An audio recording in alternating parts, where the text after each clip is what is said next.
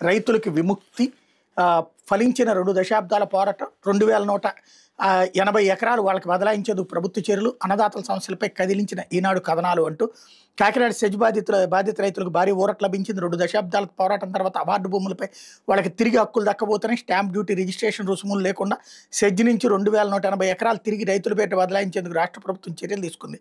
ఈ మేరకు రెవెన్యూ శాఖ ప్రత్యేక ప్రధాన కార్యదర్శి జయలక్ష్మి ఉత్తర్వులు జారీ చేశారు. దీంతో 1551 మంది రైతులకు లబ్ధి కలగబోతుంది. ముఖ్యమంత్రి చంద్రబాబు, ముఖ్యమంత్రి పవన్ కళ్యాణ్ చిత్రపటాలకు మంగళవారం రైతులు స్థానికులు క్షీరాభిషేకాలు చేసి సంతోషం వ్యక్తం చేశారన్నటువంటి వార్తని హైలైట్ చేశారు. వైఎస్ రాజశేఖర డ్యాంలో కాకినాడ జిల్లా తొండంగి, కొత్తపల్లి మండలాల పరిధిలో 8180 ఎకరాలు సెజ్ కోసం సేకరించారు. ఎకరాకి 3 లక్షల చొప్పున పరిహారం ఇచ్చారు. భూములు ఇవ్వడానికి కొందరు రైతులు ఇష్టపడకపోయినా భయపెట్టి బలవంతంగా ఆళ్లతో రిజిస్ట్రేషన్ చేయించుకున్నారు.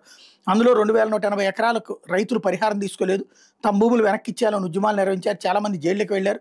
2014లో తెలుగుదేశం పార్టీ ప్రభుత్వం వచ్చాక ఎకరాకు అదనంగా మరో 2 లక్షల పరిహారం ఇచ్చారు. సెజ్ భూముల్లో నాడు సీఎం చంద్రబాబు ఏరువాక్ కార్యక్రమాన్ని చేపట్టారు. ఇక వైకాపాయంలో పరిహారం తీసుకొని అవార్డు భూముల్ని వెనక్కి ఇవ్వాలని నిర్ణయించిన చిత్తశుద్ధి కరువైంది. తమ అనుయాయులుగా భూముల వద్దకు రిజిస్ట్రేషన్ చేసి తర్వాత నిలిపేశారు. సమస్య పరిష్కరించి అందరికీ న్యాయం చేస్తామని ఎన్నికల కూటమి నేతలు హామీ ఇచ్చారు. అన్నట్టుగానే ఉచితంగా రిజిస్ట్రేషన్ చేసి ఇచ్చేలా సంబంధిత శాఖకు ఆదేశాలు ఇచ్చారన్నటువంటి వార్తని హైలైట్ చేశారు. ఇందులో విచిత్రం ఏంటంటే ఇందులో మళ్ళీ వైసీపీని తిట్టాలా. వాళ్ళు ఇవ్వడం ప్రారంభించింది జీవో ఆ టైంలోనే, ఇప్పుడు అమలు చేస్తున్నారు. అది ఒక ఎత్తు. రెండోది పవన్ కళ్యాణ్ నిన్న ఇనిషియేటివ్ తీసుకుని అది అమల్లోకి తీసుకొచ్చారు.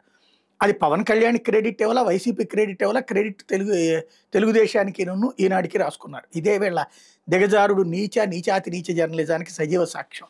యువత విజయ